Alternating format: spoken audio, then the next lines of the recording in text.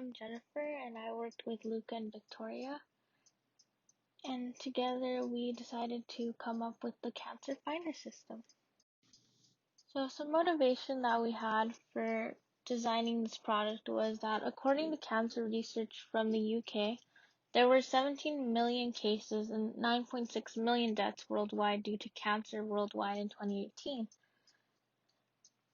Additionally, it is alarming because by the year 2040 there will be a 62 increase, meaning that the cancer cases will jump to 27.5 million from 2018 to 2040. Although on the positive side, the death rate has declined throughout the years, with a decrease of 26% from 1991 to 2018, there still remains a lot of work to be done.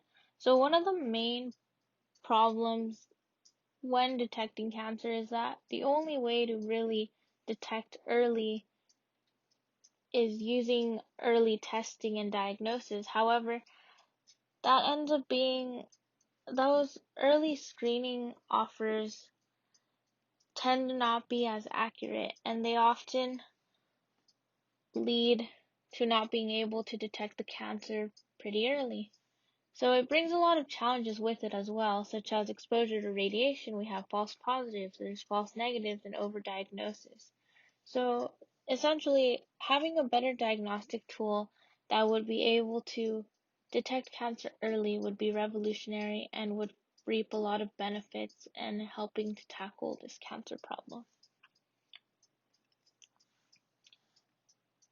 The second challenge when it comes to cancer, other than being able to detect it early, would be being able to treat it. So as of now, treatment comes in various forms such as surgery, chemotherapy, radiation therapy, transplant, chemotherapy, among others, which could be helpful but also extremely damaging to the patient and the immune system. And most importantly, often cost is a great barrier between people trying to get better with cancer and feeling like they're going in debt. Some of these treatments may cost this cancer patient $12,000 a year, which makes sense why people who are suffering from cancer, patients tend to be they tend to be more likely to go bankrupt than healthy people. Based on the challenges in screening and treatment of cancer worldwide, our group focused on designing a nanorobotic system or molecule that flows in the blood and selectively attaches to cancer, which would allow the doctors to detect early signs of cancer, and once diagnosed would be even able to treat it in a very targeted and non-invasive way. We would also focus on making the system very affordable, since cost tends to be one of the very important barriers in getting everyone to get help and be able to afford the treatment. Also, in this way, we would be designing a device that targets a subset of cancers that are detectable and treatable through the blood. While this is only a subset of cancer types, we would also be looking at larger populations, and this would include cancers such as liver, breast, pancreatic, thyroid, ovarian, lung, and among many others. So after we solidified what our goal was and what we wanted to do, we decided to see our stakeholders, and we came up with this list of main stakeholders and kind of their values.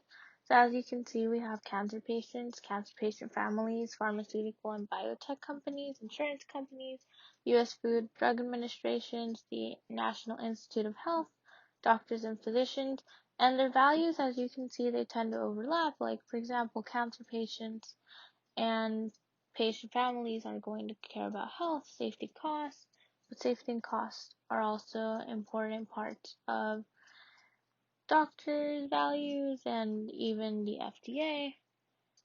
So as you can see, these values will be important when determining what kind of our overall concept that we came up with that integrates and really takes into account these values and what is important to move on with our system. Diving into values and technical requirements, we did a QFD analysis to arrive and rank out requirements for the system. To arrive at these, we made our initial list of values by going through each stakeholder as a team and writing down the 2 or 3 things that they cared about the most when it comes to our system. Once we had identified these, we consolidated them into a single list and established how much on a scale of 1 to 3 each stakeholder cared about each one of these values.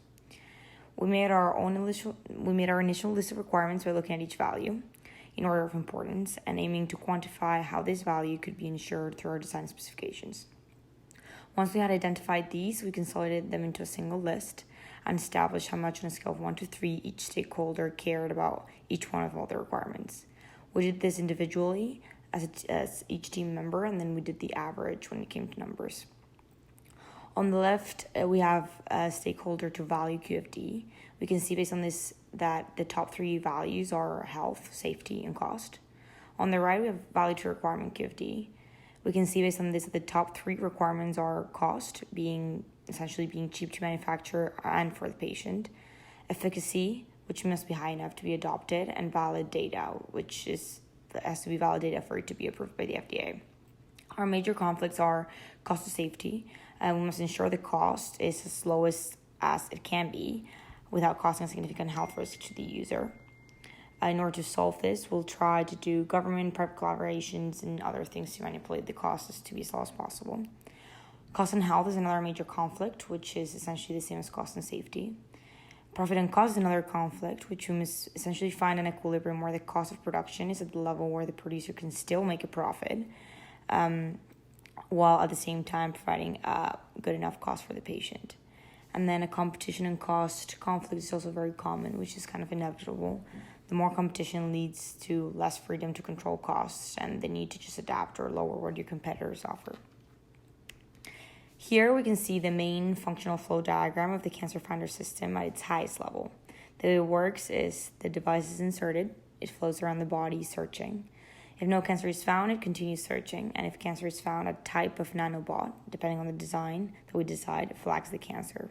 The system then starts gathering data, assessing it, picking a treatment, and delivering it.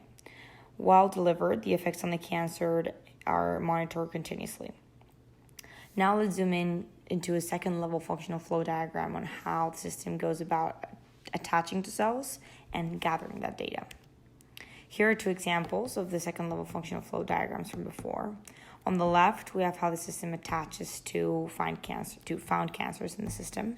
And on the right, we have how the system gathers data using the nanobots. For the sake of time, I won't go into detail about them, but this is a very high level function of how they would go about doing these functions. Now let's look at the high level functional block diagram of the cancer finder system. This diagram is based on a concept design where we have 2 types of robots, as we will explain after, and essentially one finder or flagger and another nanobot, which is the data gatherer and treater. In this case, we have 3 big blocks. The data gathering robot, which has its own processor, Bluetooth system to receive signal from other robots and send signal outside, sensors, and a battery, potentially a treatment stock if it's meant to deliver treatment. Second component, big box, is the flagging robot, which also has its own processor, Bluetooth system to send signal to other robots, different sensors, a battery, and a biomarker stock for flagging. And then we have the big data monitoring system, which is a computer, a communication system to talk to the robots, a data monitoring system, and different algorithms to process the data and make decisions. We also have an additional block that is complementary, which is the insertion device. We decided not to really explore too much in detail this part at this stage, given the design of it is fully dependent on how the robots are designed and how we want them to be inserted. The process we followed to arrive at our 2 top concepts was very similar to the process used in biodesign. We found a need area as described, then we described the need area in detail, and we carried out a brainstorming session together on all the different approaches or concepts we could use to tackle the need and the requirements. We all decided that a monitoring device that lives inside the patient would be the best way to do early detection and treatment for cancer. We also wanted data analysis to be a key component of our concept, so we incorporated data collection and analysis in informing the device. This is concept number 1. In this concept, there are 2 different types of nanobots inserted into the patient's bloodstream.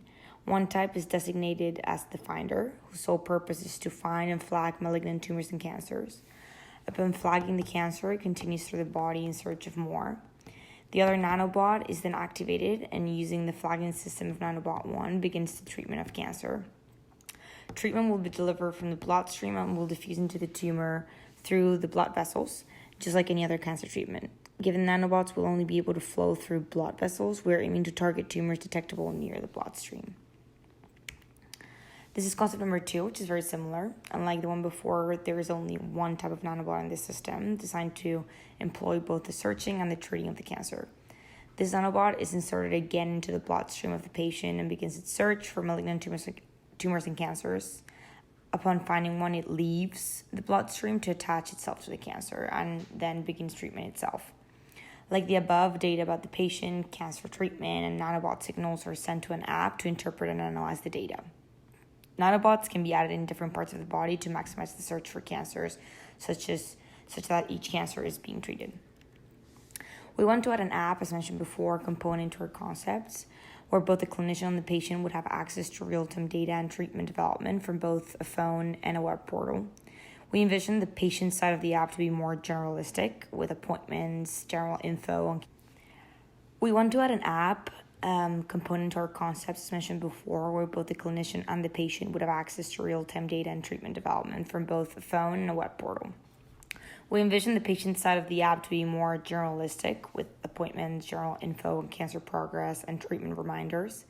Meanwhile, the doctor side of the app would be extremely detailed, with exact numbers on biomarkers, vitals, clinical records, etc.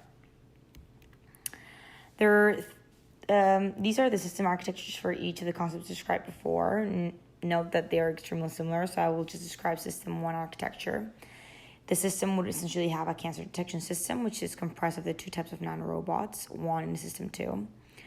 A communication system, which will probably require both cellular for the app and Bluetooth between the bots. A data management system in charge of managing the contents from the app for doctors and patients, the data received from the bots, storing the data, etc. And a patient monitoring system, which would be a wearable or phone recording the data from the bots. In order to characterize the behavior of our system, if we were to build it, we have identified a series of key performance parameters to consider. Number 1 is safety. There are multiple components of our device that would have an impact on safety, such as the amount of radiation delivered, the presence of a foreign device in the body, and the effect on the vital signs of the patient. Testing this will require in vitro and in vivo studies. Cost is another factor, both to the patient and for production. To the patient, the device must be cheap enough that patients are willing to undergo treatment.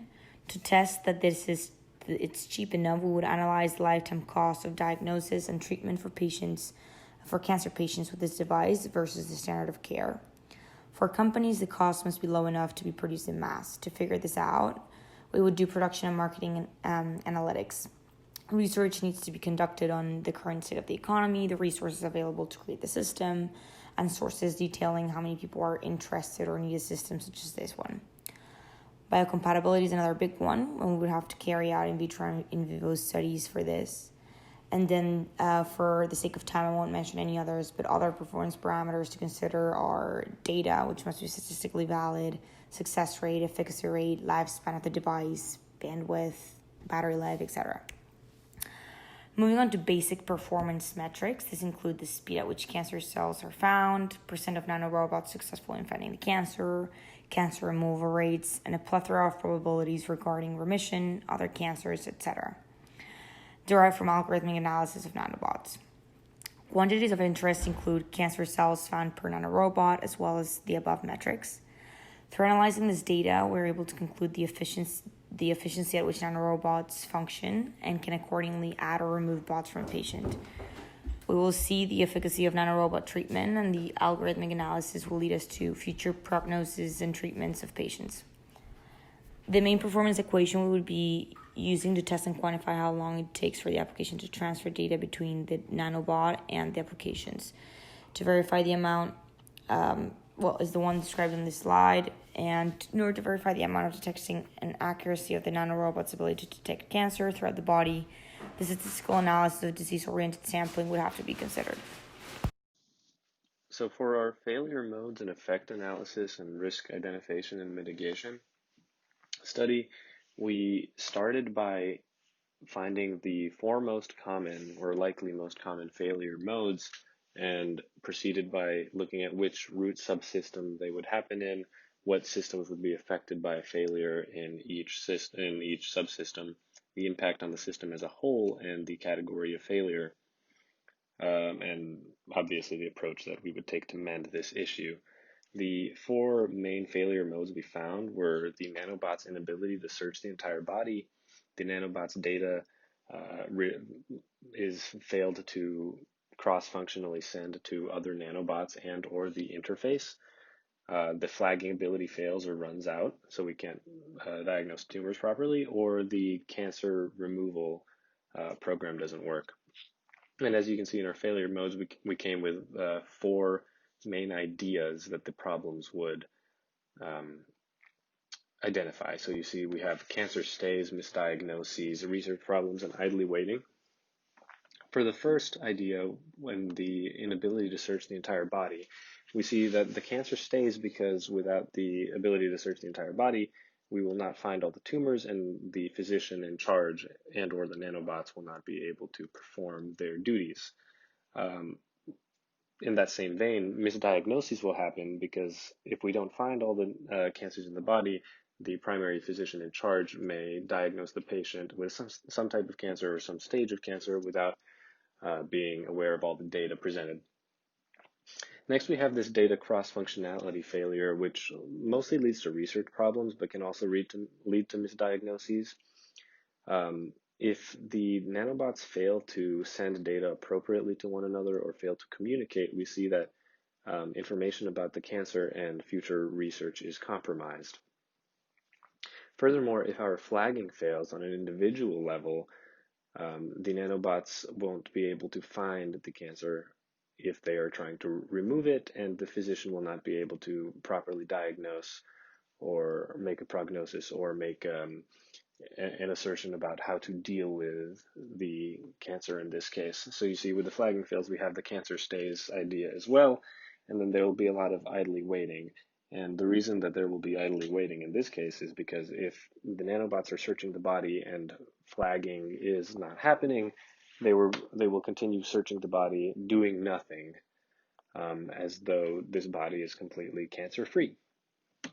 And finally, the last mode of failure that we found is this cancer removal failure, which is if we attempt to implement a cancer removal mechanism in the nanobots, you'll see that there will be a lot of idly waiting nanobots, and the cancer will obviously stay.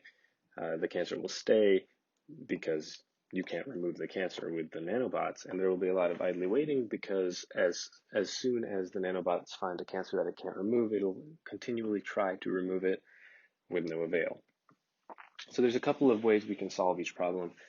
To begin with, for the nanobot inability to search the entire body, we can create like a fail-safe mechanism that checks for nanobots sticking in one location without moving, and then we can remove these bots and then re-implement them in the body if need be, if this mechanism arises.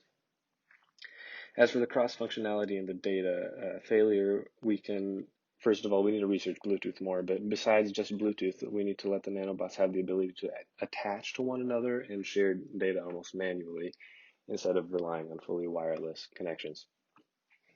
For the flagging ability failing, we see that we can create a nanobot flag that asserts itself upon nanobot's inability to flag cancer.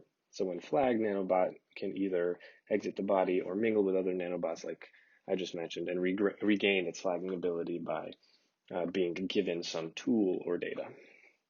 And finally, if there is that removal failure, the final failsafe, or the final failure mode, there can be an internal clock with each nanobot that keeps track of the time spent at a particular tumor.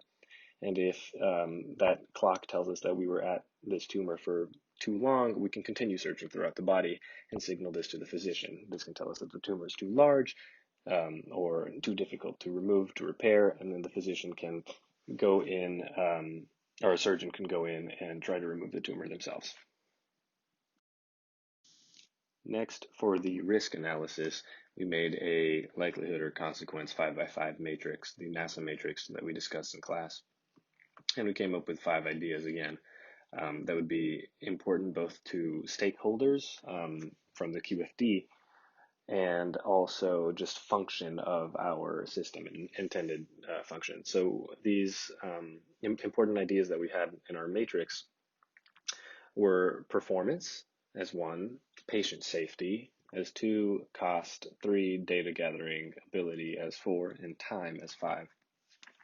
And then we looked at each idea uh, and how consequential it is. So you see for performance, at minimal consequence, we see that there's no real consequence to the overall goal. Perhaps some performance is lost, perhaps some time is lost, but the machine or the system functions as it is fully intended. Likewise, for consequence 2, there is minor consequences, not much is lost, maybe a data point or 2 here or there, or some negligible amount of time. At consequence 3, we already see some differences for performance, where this goal can be achieved but lacking some foundational data in that some particular nanobots perhaps aren't working, efficiency is clearly lost, and data isn't as ideal as we'd like it to, but the patient still gets out all right. Finally, then, or not finally, sorry, number 4, we see there's the ability or the inability to achieve multiple goals. Minimal function is still available, but here multiple nanobots are failing, the UI is failing, the physician is not able to diagnose or give a prognosis to the patient properly or remove the cancer fully. And finally, under consequence 5, there's an inability to complete all necessary or major tasks, and there's this failure of the system as a whole. The patient probably did not get healed. Then under patient safety, again, under consequence 1, we decided that there would be some minor aching or discomfort, perhaps the likes of which is seen at a dentist's office. Under consequence 2, we see perhaps some minimal training, first aid required for the patient. So something that would be equivalent to a minor scratch or a cut or a bruise. Under consequence 3, we have a clearly wounded patient, recovery time within the weeks, maybe even some paid time off from work for that patient. Under 4, we have a serious injury. Under 3 and 4 already, we start getting to situations where we do not want to harm the patient this much. They're taking months off. They're taking recovery time that is hindering not only their lives, but the progress of our system. And under 5, an unfortunate loss of life. Next, when we have cost, we see that the minimal consequence for cost is just a little bit too expensive, maybe a little bit too inexpensive in terms of the system making money. Under consequence 2, we see some minor consequence. Investors would be maybe less likely to partake in our idea if they see that the idea isn't as fiscally enticing. Under 3, we see production decline. We have not enough funding. We can't actually explore the system or get data as we want. Furthermore, under 4, we'll get too expensive for the masses. We won't have enough research. People won't be investing. This will be a flop very quickly. And under 5, we'll just have the inability completely to produce and keep systems running. No one will be using our systems. Investors won't be investing at all, and the masses probably won't hear of them. Next, under our data gathering ability, similar to performance, there's going to be minimal data loss and irrelevant data under consequence 1. Something that won't hinder research, won't hinder the ability to remove the cancer, and won't hinder a prognosis from the physician in charge. Furthermore, we're going to have some minor data loss, perhaps hindering a little bit of research, but the research is still being done at a high level, and the research and data being given and analyzed by our system is useful. Under consequence 3, we see that data will be lost, patient can still be healed, but future studies are taking a hit. Perhaps the system is already being phased out at this point because the research isn't as plentiful as other systems. Under 4, we have future research will be unknown. We're losing too much data.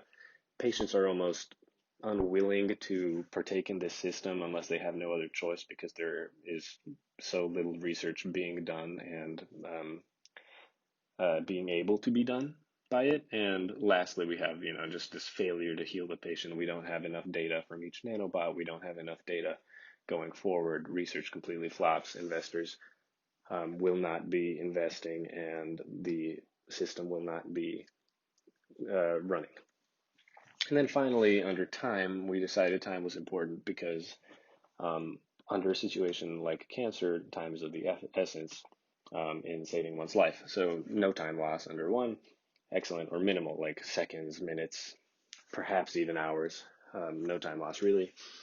The patient is willing to wait then for take some time under two, maybe a couple days, but nothing that will completely ruin the patient's life or cause them an untimely death. Under consequence three, we have this idea that it takes a fair bit of time. The patient may look into other avenues of cancer detection or removal, such as existing ones like chemotherapy, even though they take long. Let's start saying that our system is at the same time level as chemotherapy here. Under consequence four, it takes quite a lot of time, and this option is taken only if there is no other choice, so it takes even longer than chemotherapy using all these nanobots. And finally, under consequence five, this takes so much time that it is a waste to use the system because we can't detect the cancer or heal it in time to save the patient.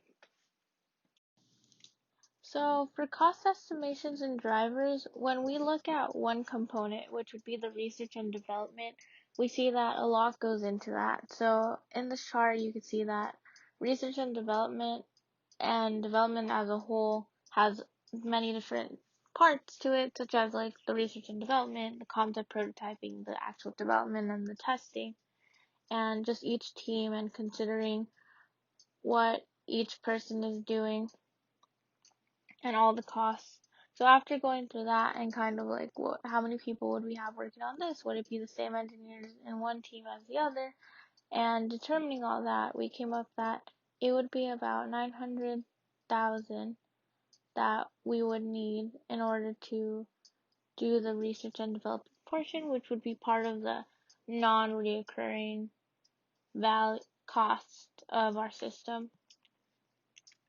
Then we went on and tried to estimate the cost of our app that we would be using to communicate with between the doctor and the patient and the body and the nanorobot. So we found that based on what we wanted to do, that this would end up costing us 463,482. And this would be part of the non-reoccurring portion of it. Because once we develop the app, we do have to maintain it, but to develop the app, that would be the cost. So here I have a chart of the rest of the non-reoccurring and reoccurring parts, and as you can see, it's just like the machines for the non-reoccurring part, just establishing a place to manufacture and keep building the nanorobots as we need them, and then the recurring one is just like the assembly that is required to continue production, customer service in case anything goes wrong, continual app maintenance, and just fabrication. So we end up seeing that the non-recurring cost would be 2,300,483, while the total recurring cost would be 1,432,000. And that just leads to other issues that come up besides cost. So some other issues we found for this system um, are education, our team studying these technologies, funding from investors, and this idea of how long the system will be viable in and of itself. So firstly, for education, we see that we need people to be willing to use a product. So we need to educate them about the safety of the system. We need to educate them about nanobots. We need to educate them and ourselves about Bluetooth and how they work within the confines of the body and what potential issues may arise when everything is happening in such a small level in vivo. And how, in that same vein for education, how does our system differ from current cancer detection or removal methods such as chemotherapy, as I mentioned earlier. Furthermore, for our settings of technologies, we're going to need to perform clinical trials using all the technologies described above, including the app, including the nanobots and the Bluetooth, and find out the long-term effects of close-range Bluetooth radiation. There's not actually many studies out right now that detail this, but if this system were to be used in practice, we need to know. We haven't talked a lot about funding because it was kind of outside the scope, past like the QFD is what investors want, but we need to realize and show investors what our system versus current systems currently are, benefits versus chemotherapy, for instance, the most prevalent cancer detection and removal and healing system so far. And then to a lesser extent, how would we market this system? I think this kind of goes hand in hand with education and showing people the safety of it and the effectiveness. And if people are willing to buy into it, then investors should be as well. And lastly, how long will the system be viable? Because if we are using such advanced technologies such as in vivo Bluetooth and nanobots that can all communicate and analyze data through a UI that a physician manages, how long will this system be viable if we've already reached this, such advanced technologies? If this system is viable only for a year or two after being produced, is that even worth it if we're going to come up with something much, much stronger? So in conclusion, we see that the system is very viable as applications that communicate with patients and doctors already exist, and as well as Bluetooth systems and medical framework and data manipulation of patients and doctors.